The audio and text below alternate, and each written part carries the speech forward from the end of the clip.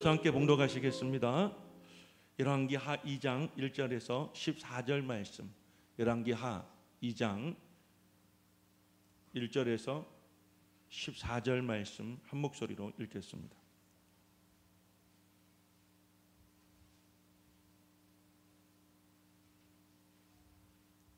여호와께서 회오리 바람으로 엘리야를 하늘로 올리고자 하실 때 엘리야가 엘리사와 더불어 길갈에서 나가더니 엘리야가 엘리사에게 이르되 청하건대 너는 여기 머물라 여호와께서 나를 베델로 보내시느니라 하니 엘리사가 이르되 여호와께서 살아계심과 당신의 영혼이 살아있음을 두고 맹세하노니 내가 당신을 떠나지 아니하겠나이다 하는지라.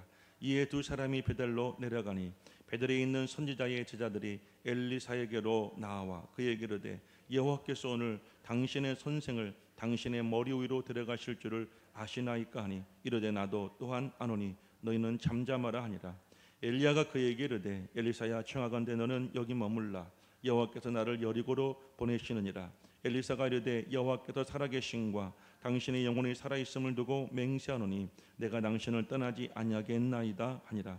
그들이 여리고에 이르매 여리고에 있는 선지자의 제자들이 엘리사에게 나와 이르되 여호와께서 오늘 당신의 선생을 당신의 머리 위로 데려가실 줄을 아시나이까 하니 엘리사가 이르되 나도 아노니 너희는 잠잠하라. 엘리야가 또 엘리사에게 이르되 청하건대 너는 여기 머물라 여호와께서 나를 요단으로 보내시느니라 하니 그가 이르되 여호와께서 살아계심과 당신의 영혼이 살아있음을 두고 맹세하노니 내가 당신을 떠나지 아니하겠나이다 하는지라. 이에 두 사람이 가니라. 선지자의 제자 50명이 가서 멀리 서서 바라보매 그 두 사람이 요단가에 서 있더니 엘리야가 겉옷을 가지고 말아 물을 치매 물이 이리저리 갈라지고 두 사람이 마른 땅 위로 건너더라. 건너매 엘리야가 엘리사에게 이르되 나를 내게서 데려감을 당하기 전에 내가 내게 어떻게 할지를 구하라. 엘리사가 이르되 당신의 성령이 하시는 역사가 갑절이나 내게 있기에 하옵소서 하는지라.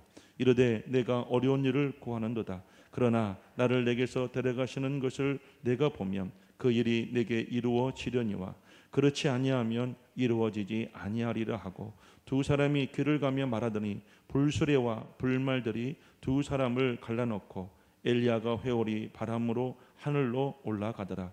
엘리사가 보고 소리를 지르되 내 아버지여 내 아버지여 이스라엘의 병거와 그 마병이여 하더니 다시 보이지 아니하는지라. 이에 엘리사가 자기의 옷을 잡아 돌로 찢고 엘리야의 몸에서 떨어진 겉옷을 주워 가지고 돌아와 요단 언덕에 서서 엘리야의 몸에서 떨어진 그의 겉옷을 가지고 물을 치며 이르되 엘리야의 하나님 여호와는 어디 계시나이까 하고 그도 물을 치매 물이 이리저리 갈라지고 엘리사가 건너니라. 아멘. 할렐루야. 자, 오늘 알트바이블 41번째 시간이고요 21번째 가치인 이 영감이라고 하는 가치의 첫 번째 시간으로 신데렐라 그리스도인이십니까? 신데렐라 그리스도인이십니까? 라는 말씀 제목으로 하나님 말씀 증거하겠습니다. 우리가 알트바이블을 시작하게 된 이유가 있다고 그랬죠.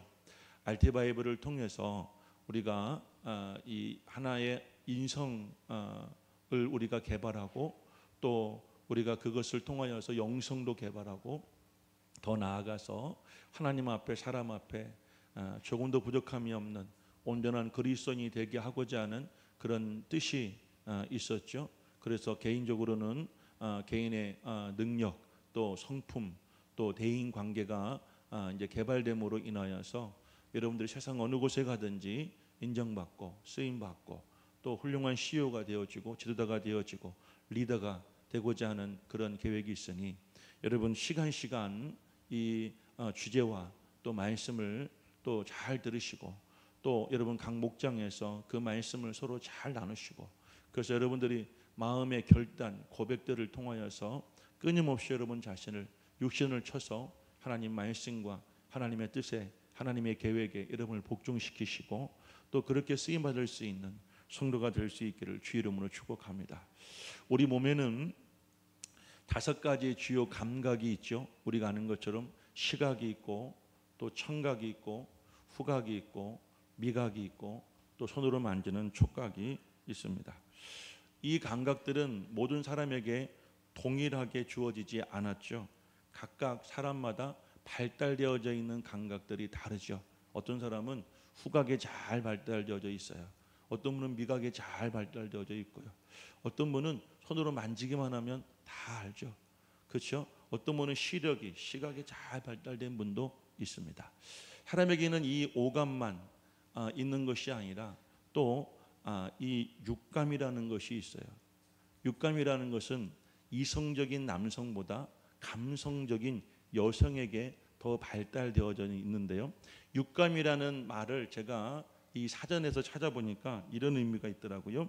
일반적으로 도무지 알 수 없는 사물의 본질을 직감적으로 포착하는 심리 작용이다라고 말합니다. 그러니까 이 육감이라는 것은 도무지 정말 이 눈으로 봐서는 잘 모르겠는데 희한하게 여성들은 기가 막히게 육감으로 잘 알아맞춘다는 거예요. 표정, 또 말투, 행동거지 여러 가지를 통하여서 무언가 저 사람이 저 행동이 저 모습이 다르다. 그 속에 무언가 있다는 것을 짐작하고 알아맞히는. 그러니까 이성적인 남성보다는 감성적인 여성에게 이 육감이 더 발달되어져 있죠. 저도 우리 아내와 대화하면서 절대 아내를 못 속입니다. 그러니까 20년 가까이 살다 보니까 제 눈빛, 제 말투, 제 표정, 어떨 때 말할 때 이 제 행동과 또 표정을 우리 아내는 알다 보니까 제가 아무리 그렇지 않은 것처럼 속이고 싶어도 절대로 아내를 속일 수 없는 것을 알기에 저는 가능하면 이실직고 하고 얕은 아내에게 혼나지 않으려고 노력을 합니다.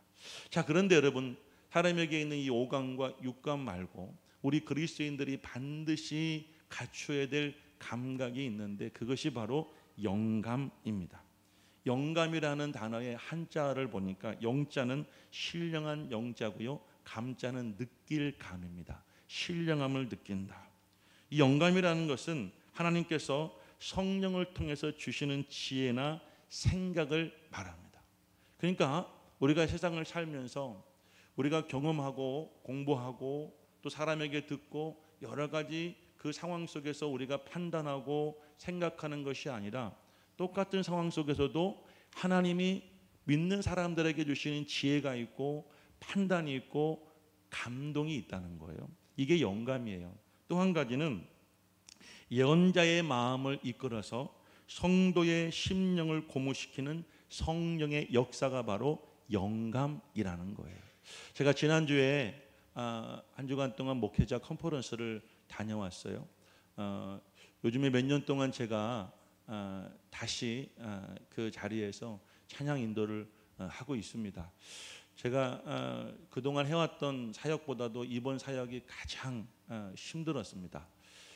너무 힘들고 영적으로 지치다 보니까 시간만 나면 숙소에 와서 잠을 자고 제가 뭘 해도 제 몸이 너무 피곤함을 느꼈어요.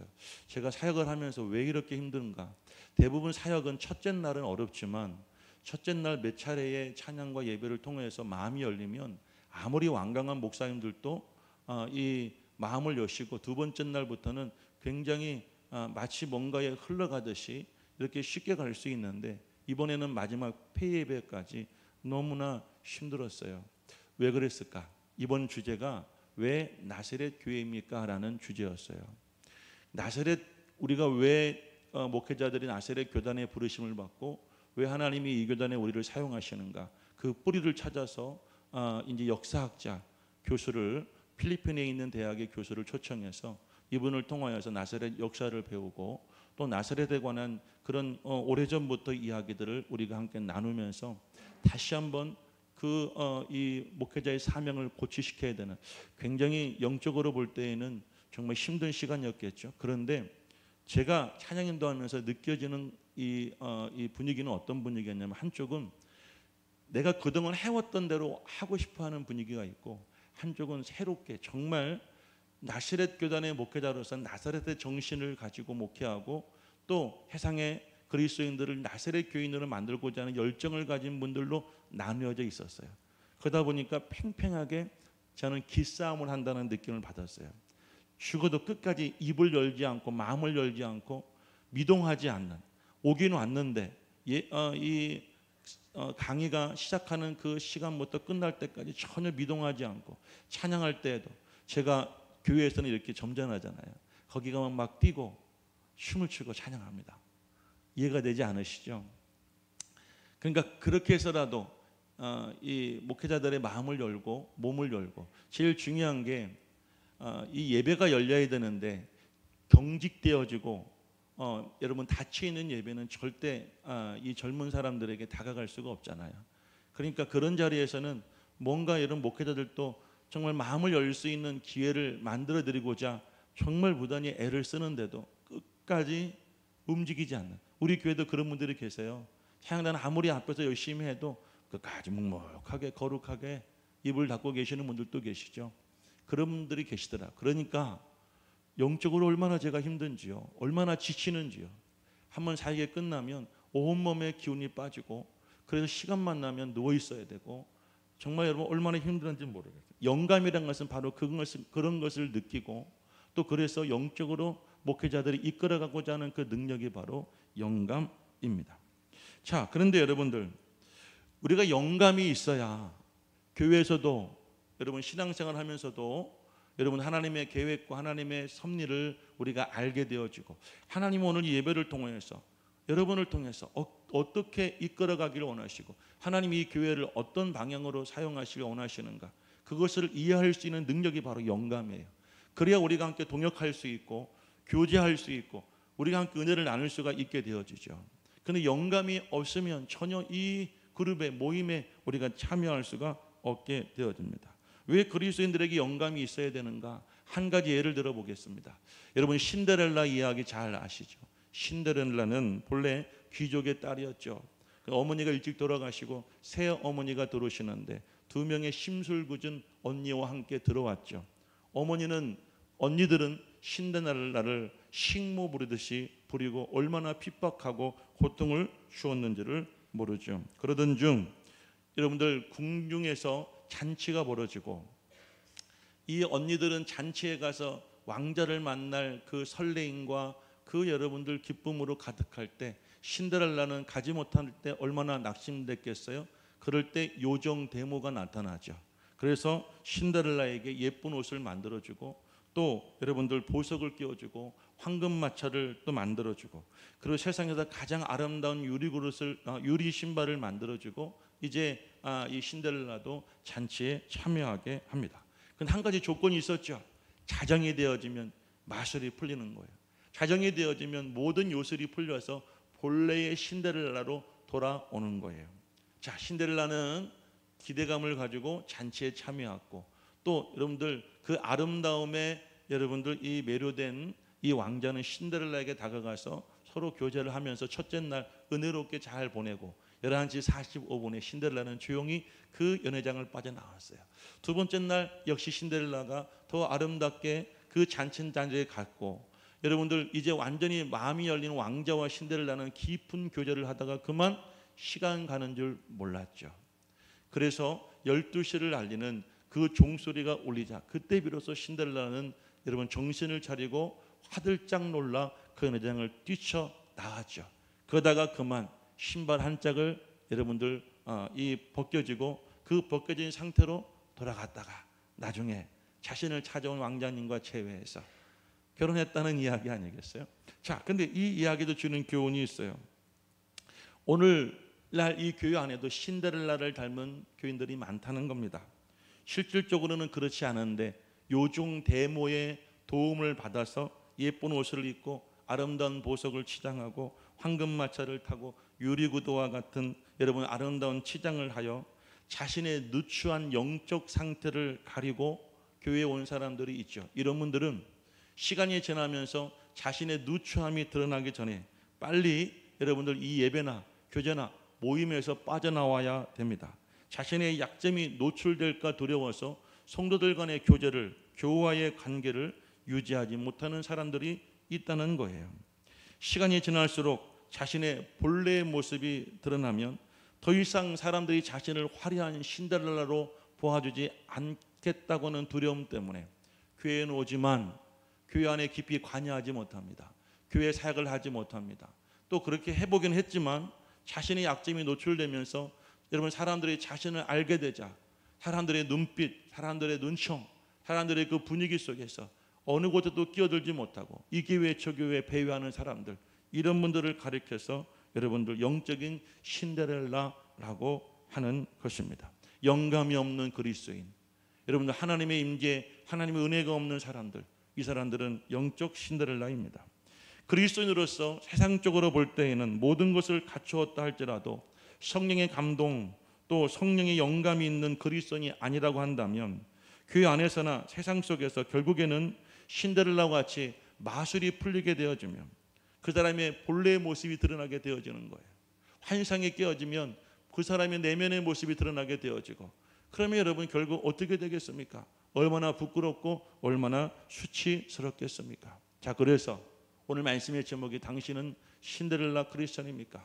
한번 여러분 이 질문을 여러분 스스로에게 던지면서 오늘 이 말씀이 여러분들 이 엘리야와 엘리사를 통하여서 하나님이 우리에게 영감이라고 하는 가치를 어떻게 우리에게 말씀하시는가를 함께 듣기를 원합니다. 첫 번째, 영감 있는 신앙인들은 하나님께서 부르실 때 다 버리고 하나님을 따릅니다. 엘리야와 엘리사의 이 첫 만남은 엘리야가 사밧의 아들 엘리사를 찾아가면서 이루어졌습니다. 엘리사의 계획이나 엘리사의 의지로 만남이 이루어진 것이 아니라 하나님께서 엘리야를 그곳에 보내셔서 하나님의 이 역사 안에서 두 사람이 만나게 되어집니다. 왜 엘리야를 이 엘리사에게 보냈을까요? 그 이유는 엘리야가 해왔던 사역을 이제 엘리사를 통하여서 하나님이 하시고자 하셨기 때문입니다. 열왕기상 19장 16절 말씀을 보시겠습니다. 열왕기상 19장 16절 말씀을 우리 함께 읽어봅니다. 시작. 너는 또 nim시 아들 예후에게 기름을 부어 이스라엘의 왕이 되게 하고 또 아벨므올라 사밧의 아들 엘리사에게 기름을 부어 너를 대신하여 선지자가 되게 하라. 이제 하나님의 계획은, 하나님의 뜻은 엘리사를 대신하여, 이 엘리야를 대신하여 엘리사를 통하여 하나님의 일을 하시고자 하셨어요. 자, 여러분 우리가 잘 알죠. 갈멜산 전투를 알고 계시죠? 이 엘리야와 이 바알과 아세라를 섬기는 850명의 여러분 그 선지자들과의 영적 전쟁이 있었던 장소가 바로 이 갈멜산이었죠. 그들의 신, 그리고 엘리야의 신, 하나님과의 영적 싸움에서 엘리야가 이기게 되었고 결국 그들은 여러분들 다 몰살되어지고 말았습니다. 뿐만 아니라 3년 반 동안 비가 오지 않을 때 엘리야는 하나님을 향하여 무릎 꿇고 두 손을 들고 기도할 때 하나님은 그 땅에 비를 내려 주셨죠. 이것이 여러분 갈멜산의 영적 싸움이었어요.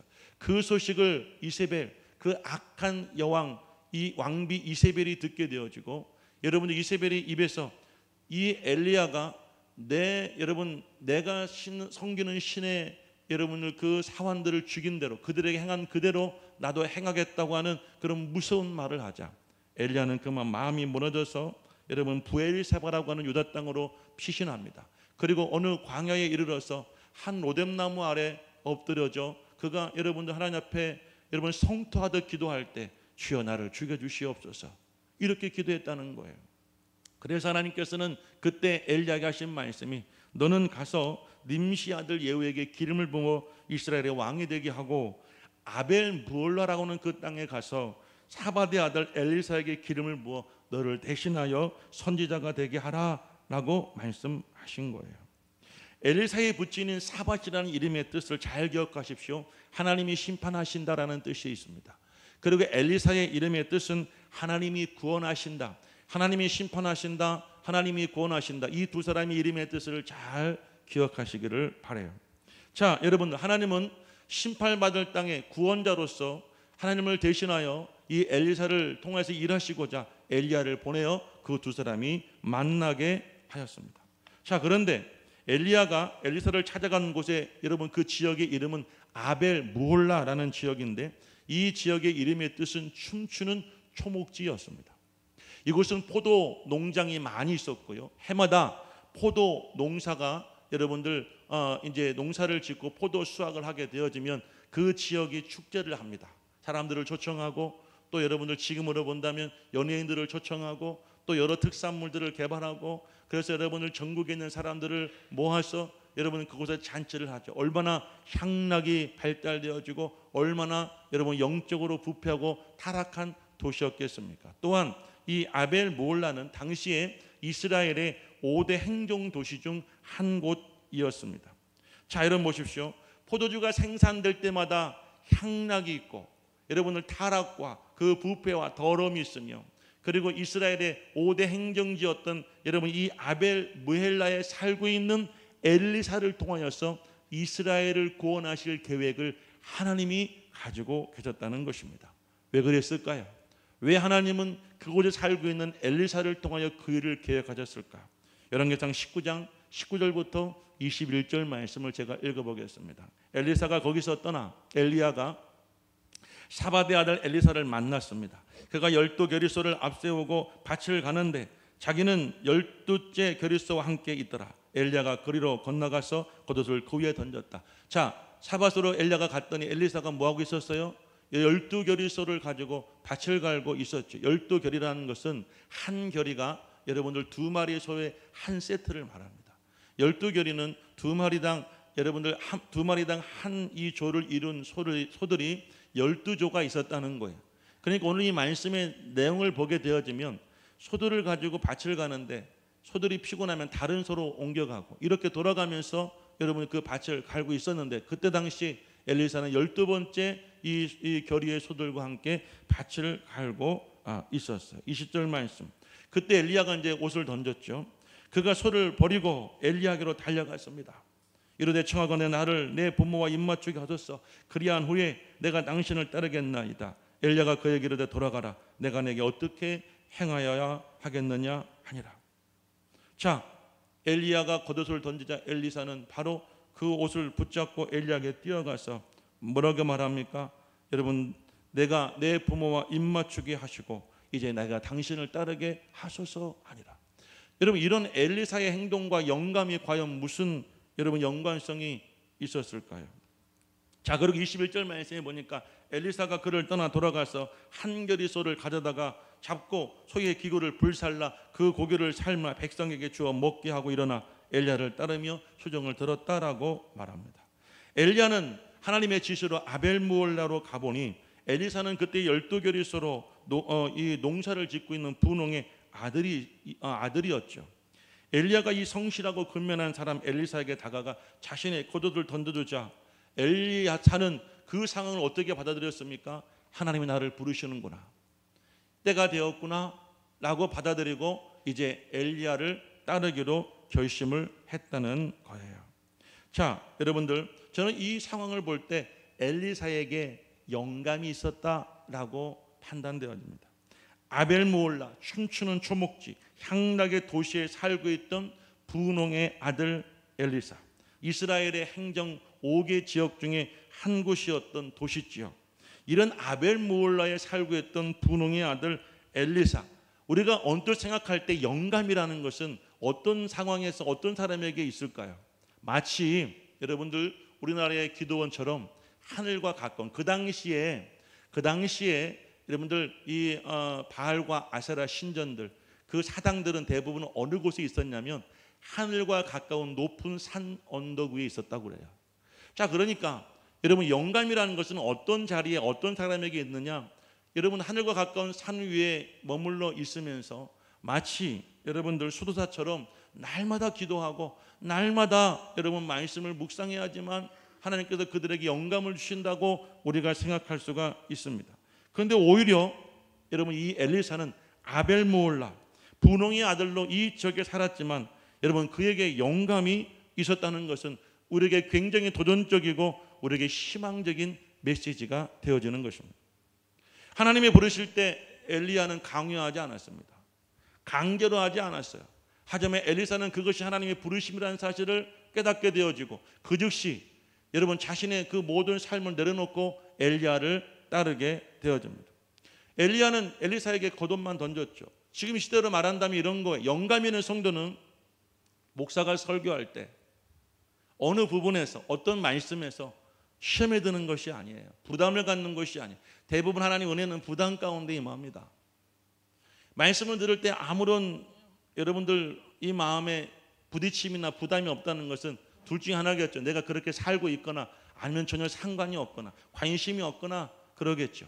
그런데 어느 날은 말씀을 듣는데 마치 엘리야가 엘리사에게 겉옷을 던지듯이 하나님 오늘 나에게 사명을 던지시고 은혜를 던지시고 감동을 던지시고 뭔가 여러분 나에게 역사하시고자 하시는 그 은혜가 나에게 임할 때가 있다는 거예요.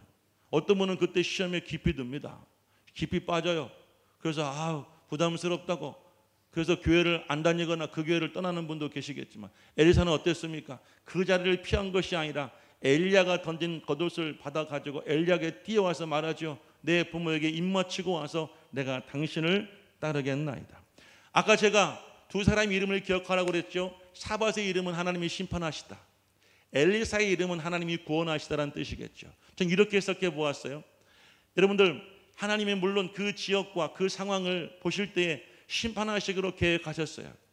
그런데 엘리사가 바라볼 때 여러분 그 자기가 살고 있는 지역과 자기의 집과 가족과 형제와 이웃들의 모습이 얼마나 타락하고 얼마나 부패했는지 엘리사의 마음이 이런 마음이 있었겠죠. 하나님 나를 통해 역사하신다면 내가 이 지역을 변화시키고 저들을 구원시키고 하나님께 주시는 그 사명을 감당하여 하나님의 나라를 세우겠다고 하는 거룩한 마음이 있었겠죠.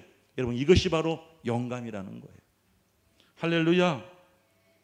여러분들 어디에 있든지 세속화되지 않고 내가 거룩한 그리스도인으로서의 삶을 살 수 있는 것이 영감이에요. 아는 것은 아니라고 말할 수 있는 담력이 영감이고요. 주변의 상황이나 분위기가 여러분들 그리고 대세가 그렇다 하여 여러분 아무 생각 없이 따라가는 것이 그런 사람들에게 영성이 있다, 영감이 있다 하지 않아요.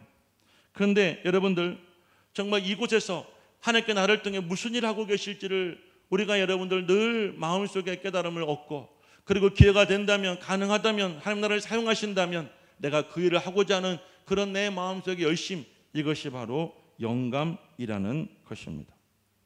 제가 지난 화요일 날 이제 저녁 시간에 본래는 부흥회 하기로 했었어요. 계획은 부흥회 강사님이 여러 가지 사정으로 오지 못하시고 교단의 감독님께서 그 시간을 대신하셨어요. 그리고 그 부흥회 끝나면 마지막 시간은 약 1시간 동안 교단을 위해서, 교회를 위해서, 성도들을 위해서, 목회자들을 위해서 기도하기로 했어요. 자, 제가 그 기도 시간에 아주 놀라운 것을 깨달았어요. 뭘 깨달았는가? 그 전까지는 교단의 기득권을 가진 그 어른들이 나와서 강의하고 또 여러분들 설교하고 사역했어요. 이 기도 시간에는 딱 50세가 되는 목사님이 기도를 인도하셨습니다.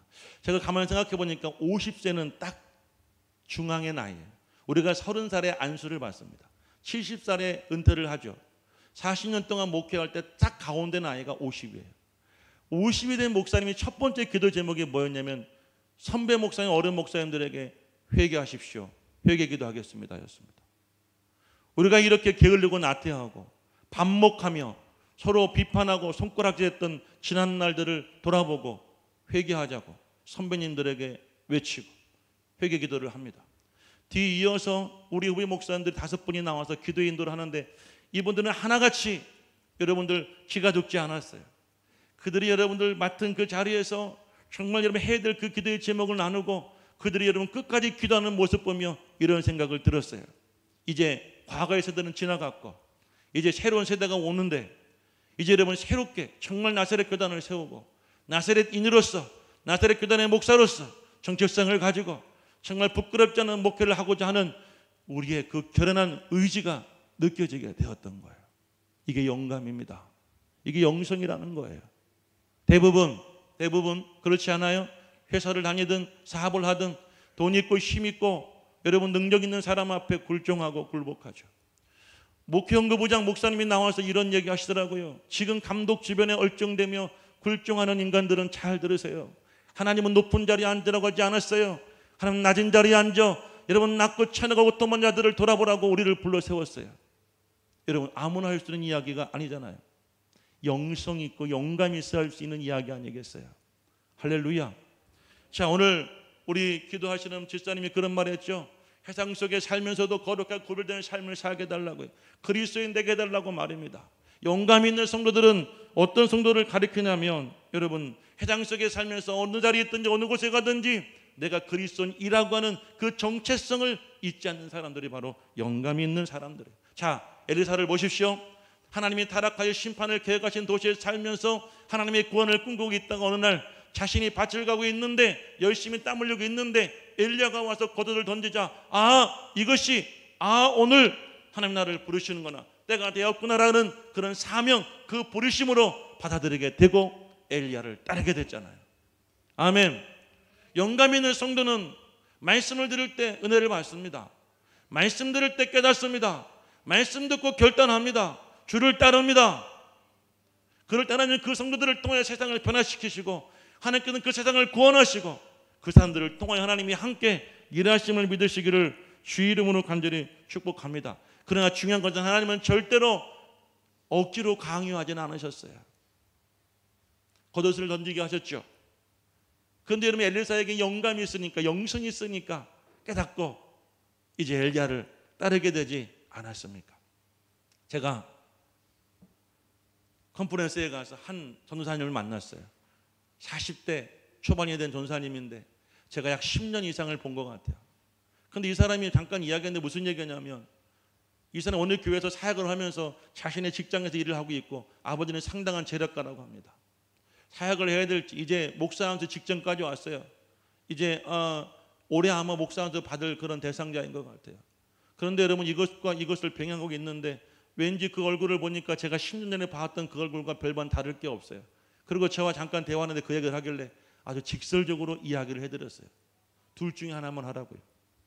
당신이 목회하지 않은 하나님은 기뻐하시고, 당신이 여러분 사역하지 않아도 하나님은 당신을 사용하실 텐데 왜 굳이 목회자의 목을 매다니냐고. 하지도 못할 일을, 결단도 못하면서 이것저것 양쪽 두 개 붙들고 이것도 포기 못하고 이것도 포기 못하며, 내가 10년 전에 봤던 당신의 얼굴이나 지금의 얼굴이나 별반 달라진 게 없는데 당신의 마음은 어떠냐고.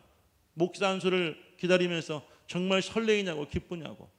목사가 될 때 목사라고 하는 그 이름의 직분이, 그 직책에 내 어깨를 누르는 무게가 얼마나 큰지 당신은 모를 거라고.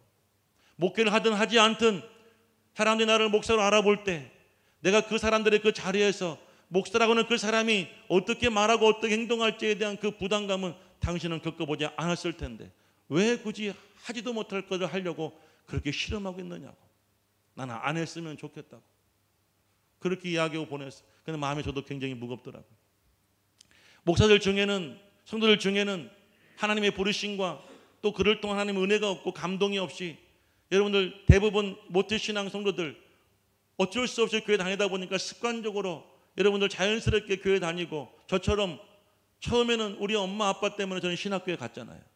전혀 이만큼도 하나님의 부르심이 없었는데 억지로 엄마가 사정을 하시니까 신학교에 갔잖아요. 그러니까 4학년 내내 공부하기 싫고 도망가고 여러분 그런 고민만 하고 있었어요. 제가 이번에 세미나에 갔는데 제 입학 동기 한 분을 만났어요. 그는 30년 만에 만났어요. 근데 그분이 후배들 앞에서 이런 얘기하는, 웃으면서 내가 우리 원식이를 기억하는데 말이야, 원식이는 늘 이 강의실 문 앞에 서 있었어. 왜? 저도 잃어버리냐? 왜? 너는 출석만 부르면 나가더라. 그런데 지금 너는 내 앞에 이 모습으로 있는데 내가 정말 놀라지 않을 수가 없어. 사명 없이, 부르심이라고 하는 하나님의 여러분 은혜와 감동이 없이, 영감이 없이 신앙생활 하다 보면 우리는 이런 일을 겪을 수밖에 없는 거예요. 하나님이 나를 부르시는데, 수차례 하나님께 여러분에게 겉옷을 던져주셨는데도 하나님께 나에게 주신 것을 깨닫지 못하고, 어떤 때는 부담감 때문에 거부하고, 그렇게 우리는 시간을 허비하며 살 때가 얼마나 많이 있느냐는 거죠. 자, 그런데 오늘 엘리사의 행동을 보십시오. 돌아가서 어떻게 했습니까? 여러분들 그 12마리의 이 12결의 소 중에 한 결이 2마리의 소를 잡아서, 그리고 이 밭을 가는 그 쟁기죠, 그 기구를 불살라 그것으로 불을 때우고, 그리고 고기를 삶아서 동네 사람들에게 나누어 주고 부모에게 입 맞추고 엘리야 떠났죠. 이것은 뭘 말하는 겁니까? 여러분들, 나의 모든 것을 다 내려놓고 인간적인 모든 것을 버려두고 내가 오직 주님만을 따르겠습니다라고 하는 믿음의 결단이 엘리사에게 있었던 줄로 믿습니다. 여러분, 우리는 성결교단이죠. 성결이라는 것은 마음의 성결도 있고 말의 성결도 있고 행동의 성결도 있습니다. 지난주 수요일 시간에 사도행전 8장 말씀을 함께 나눌 때에 빌립 집사가 여러분 이 사마리아 성에 들어가서 복음을 전했습니다. 8장 6절 말씀을 보니까 무리가 빌립의 말도 듣고 행하는 표적도 보고 한 마음으로 그가 하는 말을 따랐다라고 성경은 말하고 있습니다. 자, 빌립의 말과 빌립의 전하는 복음과 그의 표적이라는 것은 뭘 말하냐면 성결한 삶을 말하는 거예요. 성결한 삶, 이것이 바로 영감인 줄로 믿습니다. 이 표적은 바로 예수 그리스도 안에서 변화되어지고 나타나는 내적인 열매를 말하는 것인 거예요. 자, 우리가 진정한 그리스도인을 한다면 우리에게는 이런 성결한 열매가 있어야 되는 거예요. 할렐루야. 여러분, 우리가 어느 곳에 살든지 우리가 살고 있는 이 때가 어떤 상황인지 우리는 그것에 여러분들 반증할 수 있는, 내가 신앙인으로서 그리스도인으로서 내가 어떻게 이곳에 살아가야 되고 내가 어떤 말을 해야 되고 어떤 신앙생활을 해야 될 것인가에 대한 우리 스스로의 마음이 있어야 되는 거예요. 이것이 영감이고 영성인 거예요. 사람들은 착각하죠.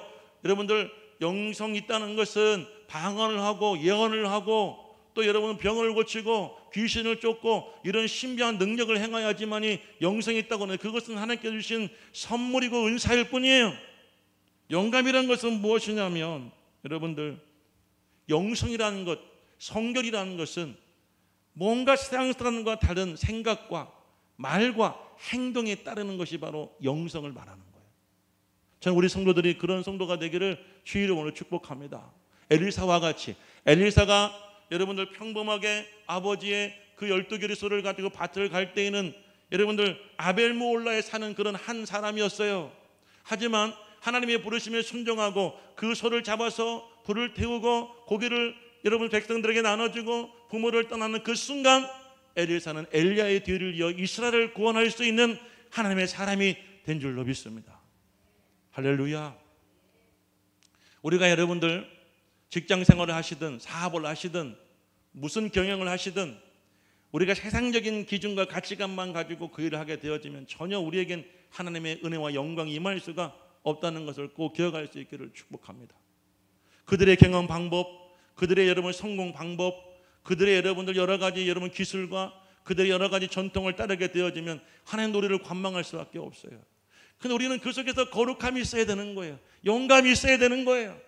하나님 나를 통해서 이곳을 바꾸기를 원하시고 하나님의 방법대로 나를 세워주시길 원하신다고는, 내가 기회가 된다고 한다면 반드시 끝을 이룰 수 있다고 하는 기대와 소망이 있어야 되는 거예요.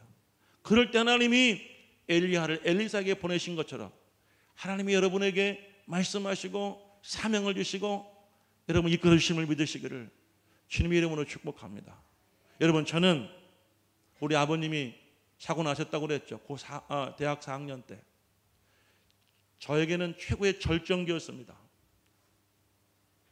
저는 매일 밤 12시, 1시, 2시, 3시 학교 이 수의하고 관리하시는 아저씨가 제발 좀 나가라고 할 때까지 저는 음악동에 가서 매일 여러분들 이 음대를 꿈꾸면서 제가 준비하고 있을 때였어요. 이 학기만 지나가면 저는 편입을 하게 될 것이고 저는 성악을 할 수 있다고는 그 부푼 꿈을 안고 매일 밤을 그렇게 지새울 때 어느 날 우리 아버지가 사고를 당하신 거예요. 이상하게 그날 아버지의 모습 보고 학교 채플실에 와서 밤새워 기도할 때 하나님께서 아버지를 통해 나를 부르신다고 하는 그런 소명을 깨닫게 되었어요. 저는 더 이상 그때부터 제가 준비해왔던 일들을 하고자 하는 마음이 있지를 않았어요. 제 마음과 생각 속도 정말 희한하게도 다 빠져나갔어요. 하나님께 기도하게 하나님 아버지만 고쳐주신다면 내가 지혜를 하겠습니다. 내가 다시는 다른 마음 먹지 않겠습니다. 그리고 한 번도 마음을 갖지 않았던 신학대학원을 꿈을 꾸고 제가 졸업한 후에 바로 대학원에 들어가서 공부를 하게 된 거예요. 여러분을 부르신 하나님의 그 섭리가 있어요. 때가 있어요. 영성이 있고 영감이 있으면 에리사처럼 반응합니다. 그럴 때 하나님께 쓰임받는 줄로 믿으시기를 주의 이름으로 간절히 축복합니다. 두 번째, 영감 있는 그리스도인들은 하나님의 신령한 능력을 사모합니다. 오늘 본문 말씀 시간이 많이 지났으니까 제가 간략하게 말씀드릴게요. 엘리사가 엘리야를 따라다니던 어느 날 하나님이 이제 엘리야를 죽이지 않고 병거 태워 하늘로 올리실 계획을 삼으셨다고 오늘 본문 1절 말씀에 증거하고 있죠. 그래서 자기를 따르는 엘리사에게 엘리야가 말합니다. 내가 지금 이 베델로 가야 되겠으니 너는 지금 길갈에 머물러 있으라라고 말해요. 그러자 엘리사가 뭐라고 이야기합니까? 여호와께 살아계신과 당신이 영원히 살아있음을 두고 맹세하노니. 여러분 보십시오. 엘리사가 엘리야에게 이렇게 말하잖아요. 당신의 영혼이 살아있음을 두고 내가 맹세한다고요. 이 사람들은 참 영적인 사람들 아니었어요. 나는 당신을 떠나지 않겠습니다 라고 말해요. 여러분, 길갈은 어느 곳이냐면, 길갈은 출애굽하여 가나안 땅을 오던 이스라엘 백성들이 이제 여러분 요단강을 건너서 가장 먼저 밟은 땅이 바로 길갈이란 땅이에요. 이곳에 진을 치고 이곳에서 모든 계획을 세우는데 무슨 일이 있었냐면, 길갈에는 여러분들 이스라엘 백성들이 요단강을 건넜다고는 기념비가 12개의 기념비가 세워진 곳이고, 또 이곳에서 할례가 행해졌어요. 하나님께 이곳에 처음으로 40년 만에 유월절 예배를 드리게 하셨고, 만나를 그쳐서 그 땅에 곡식을 먹게 하신 아주 풍성한 땅이 바로 이 길갈 땅이었어요. 사람들은 길갈에 머무르고자 하는 마음이 있습니다. 풍성할 때, 잘 될 때, 성공할 때, 잘 나갈 때 말이에요. 가난하고 배고프고 힘들 때는 시간도 남고 할 일이 없으니까 주님께 나와 기도하고 매달릴 수 있지만, 바쁘고 성공하고 나를 찾는 사람들이 많고 해야 할 일이 많을 때는 점점 하나님께 머물러는 시간이 줄어들 수밖에 없겠죠. 그런데 여러분 보십시오.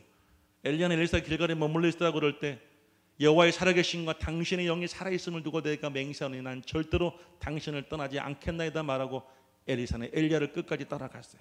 자, 두 번째 그들이 간 장소가 베델입니다.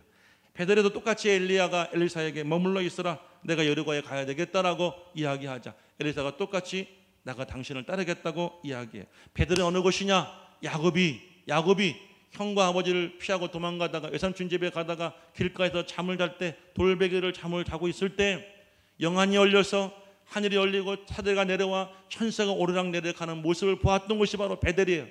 하나님께서 말씀하시기를 내가 누워있는 땅을 너에게 주겠다.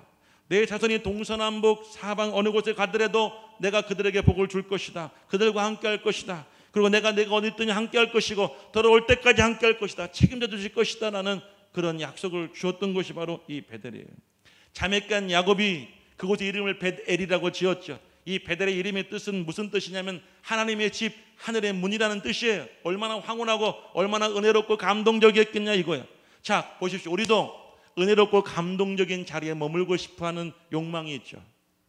마치 베드로가 변화산에 올라가서 여러분 변화된 예수님의 모습과 여러분 엘리야와 모세의 모습 보고 황홀해서 초막 셋을 지고 함께 살고 싶어 했던 그런 마음과 욕망처럼 우리도 뭔가 황홀할 때 머무르고 싶은 욕망이 있죠. 그때 엘리사는 뭐라고 말합니까? 머물고 싶지 않습니다. 난 당신을 끝까지 따르겠습니다. 뭔가 엘리사에게 목적이 있었던 거예요. 자, 그래서 이 두 사람은 다시 여리고에 머물게 되어집니다. 여리고는 어떤 곳입니까? 여러분들 여리고성이 무너진 장소 아닙니까? 하나님의 기적, 정말 놀라운 역사를 체험했던 장소가 바로 여리고예요. 그런데 여러분 엘리사는 여리고에 머물지도 않겠다는 거예요. 기적의 자리에 머물고 싶지 않다는 거예요. 그 황홀한 은혜의 자리에 머물고 싶지 않다는 거예요. 결국 이 두 사람은 어디까지 가게 되었느냐면 요단까지 가게 되었어요. 요단에 이르게 되어지자 엘리야가 이렇게 엘리사에게 말합니다. 우리 한번 9절 말씀을 읽어보실게요. 9절 말씀 다 같이 읽어봅니다. 시작. 건너매 엘리야가 엘리사에게 이르되 나를 네게서 데려감을 당하기 전에 내가 내게 어떻게 할지를 구하라. 엘리사가 이르되 당신의 성령이 하시는 역사가 갑절이나 내게 있게 하소서. 아멘. 자, 길갈이라고 하는 풍성한 자리, 또 여러분 베델이라고 하는 여러분의 은혜의 자리, 또 여러분들 여리고라고 하는 그 기적과 능력의 자리에 여러분 이 엘리사는 안주하지 않았어요. 엘리사가 가고 싶었던, 엘리사가 하나님께 받고 싶었던 그 축복권에는 무엇이었냐면 엘리야에게 주신 하나님의 그 능력의 그 은사의 갑절을 내가 받기를 원하나이다. 아멘. 이것이 바로 거룩함이에요. 우리 이걸 착각합니다. 능력을 갑절로 받겠다고 하니까 막 대단하게 뭔가 여러분들 막 도사처럼 구름을 움직이고 비를 내리게 하고 이런 능력이 아니라요. 온전한 그리스도인 거룩함을 말하는 거예요. 내가 그래야지 세상을 변화시킬 수 있고 사람의 마음을 변화시킬 수 있겠다고는 마음이 있었기에 엘리사는 구합니다. 당신의 능력의 갑절이 있기를 내가 원하나이다. 자, 그러자 엘리야가 또 이렇게 말하죠. 20절 말씀도 한번 읽어보시겠습니다. 20절 2장 10절입니다. 죄송합니다. 10절 시작. 이르되 내가 어려운 일을 구하는다. 어렵다는 거죠. 자, 여러분, 우리가 능력 받는다는 것, 우리가 거룩해진다는 것, 성결함을 얻는다는 것, 어려운 일이라는 거죠. 자, 그런데 이어서 이렇게 말을 합니다. 같이 읽어봅니다. 그러나 나를 내게서 데려가시는 것을 내가 보면 그 일을 내게 이루어지려니와 그렇지 아니하면 이루어지지 아니하리라. 할렐루야. 자, 그런데 엘리사는 경험하죠. 왜 경험했을까요?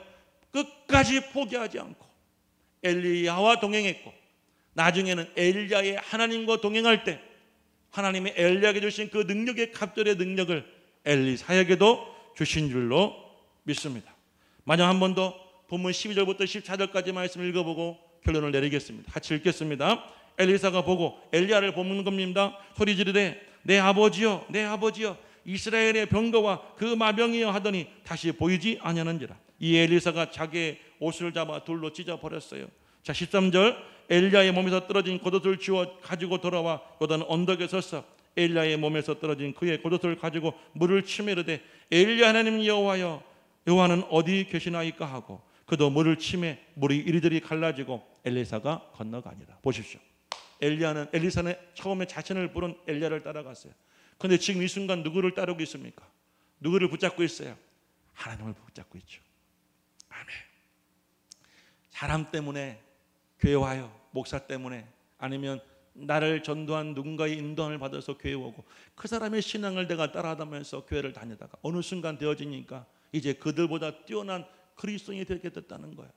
엘리사는 그 순간 엘리야보다 하나님께서 그에게 갑절로 주신 그 능력을 여러분 느꼈고, 엘리야의 겉옷을 요단강에 던졌을 때, 내리쳤을 때 이리저리 갈라짐으로 말미암아 그 땅을 건너가고 그 이후에도 하나님께 귀하게 쓰임받게 된 줄로 믿습니다. 사랑하는 여러분, 영성이 있어야 돼요. 영감이 있어야 돼요. 영적으로 살아있고 깨어있어야 돼요. 육감만 가지고 살면 안 돼.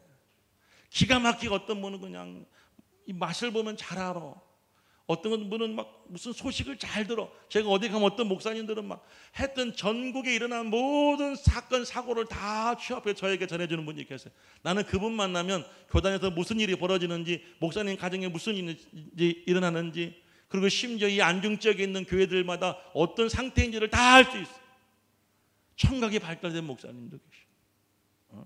어떤 분은 시각, 어떤 분은 육감. 그런데 여러분, 하나님은 영감 있는 성도들을 쓰시기 원하셔. 아멘.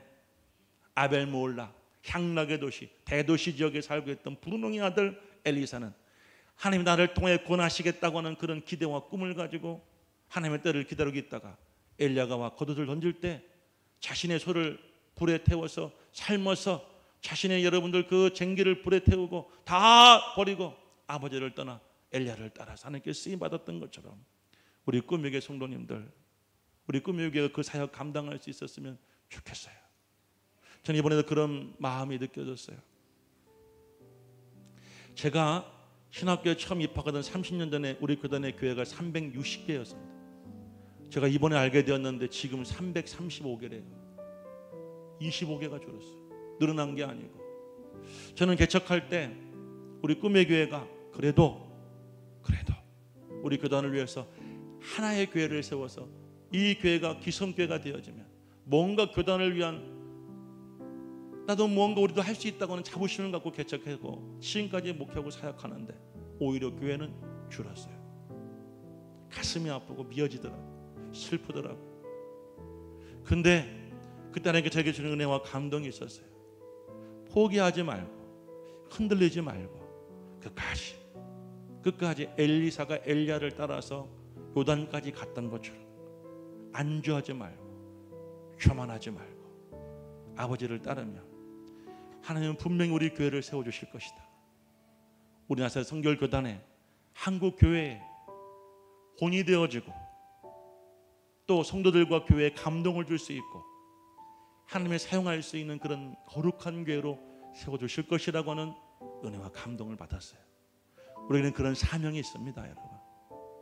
자, 여러 가지 유혹 속에서도 꿈의 교회라고 하는 교회를 선택하시고 함께 신앙생활 하신 여러분들 진심으로 감사합니다. 여러분들에게 어떤 유혹이 오고 어떠한 핍박이 오고 어떠한 시험이 오더라도 오늘 이 엘리사처럼 머물지 마십시오. 길갈에 머물지 마시고 베델에 머물지 마시고 여리고에 머물지 마시고 끝까지 요단까지 찾아가십시오. 하나님의 거룩하심을 경험하시고 온전한 성결을 체험하심으로 말미암아 저와 여러분들이 함께 한 나라를 세워갈 수 있는 놀라운 역사를 이룰 수 있기를 주님의 이름으로 간절히 축복합니다. 축복합니다. 함께 찬양하겠습니다. 하나님의 부르심이라는 찬양이에요. 여러분, 하나님의 부르시면은